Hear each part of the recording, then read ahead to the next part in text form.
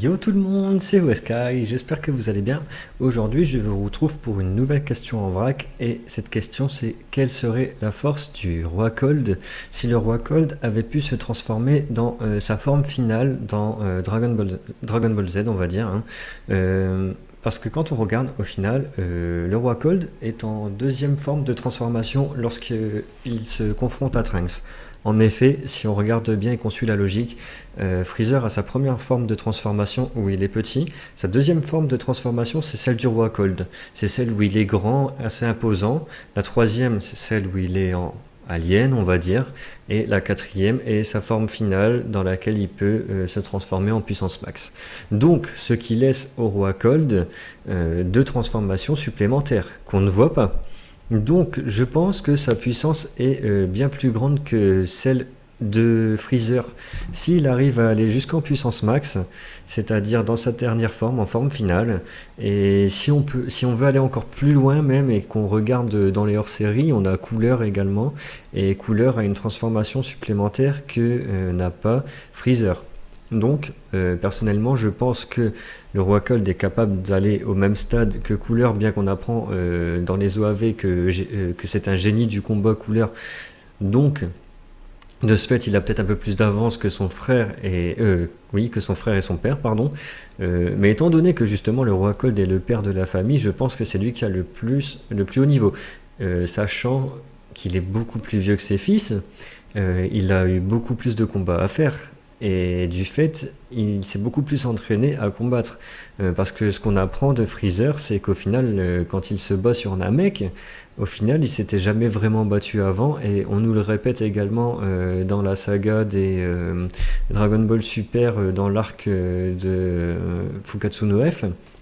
En fait, Freezer ne s'est jamais entraîné.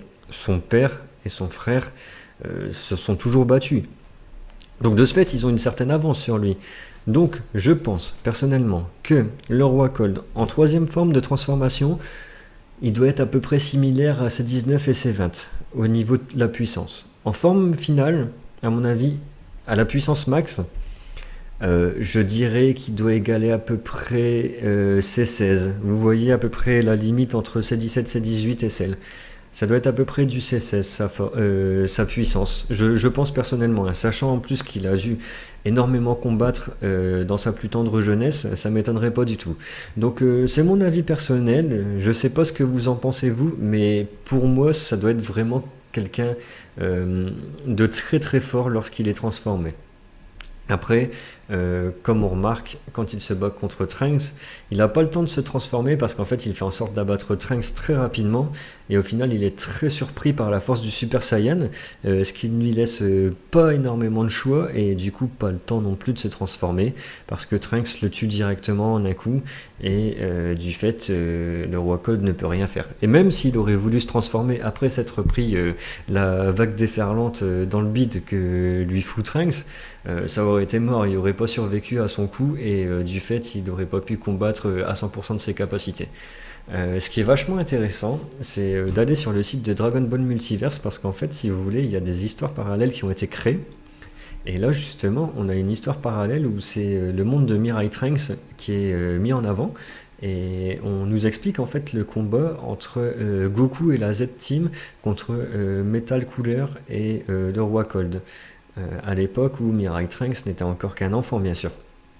Et où Goku était encore vivant dans cette époque avant de mourir et que la Z-Team se fait décimer par les cyborgs.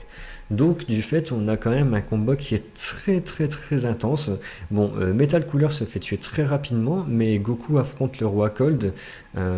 Ils ont à peu près un niveau similaire, mais le roi Cold va jusqu'à sa troisième transformation et ça c'est pas négligeable parce que ça donne une autre intensité au combat et c'est pareil, on a Vegeta qui intervient dans le combat également, ainsi que la Z-Team, hein, ils s'y mettent tous ensemble, mais ce qui est marrant c'est quand même Vegeta qui tue le roi Cold et ça nous fait sourire quand on le dit parce que au final on se dit c'est un peu une revanche pour lui, quoi. Lui qui a toujours été quelqu'un qui a détesté les démons du froid, du fait qu'ils ont manipulé son peuple, il prend sa revanche en tuant le roi Cold, et ça c'est vachement cool, quoi. Donc voilà, pour moi la puissance du roi Cold en forme finale, excusez-moi je m'étais un petit peu éloigné du sujet, mais c'est bien d'en discuter aussi, c'est que le roi Cold, donc en forme finale, aurait à peu près le même niveau que C16 en termes de puissance de combat. C'est mon avis personnel, n'hésitez pas à me dire vous ce que vous en pensez, et pour vous quel niveau il pourra avoir. N'hésitez pas à me mettre un petit pouce en l'air si ça vous plaît, comme ça je continuerai la rubrique questions en vrac qui me tient vachement à cœur, et apparemment ça a l'air de vous plaire aussi, donc je continuerai si je vois que ça vous intéresse toujours. En tout cas merci à vous de venir toujours plus nombreux sur la chaîne, ça me fait extrêmement plaisir, et je vous dis à très vite pour une nouvelle question en vrac sur Westsky TV. A bientôt.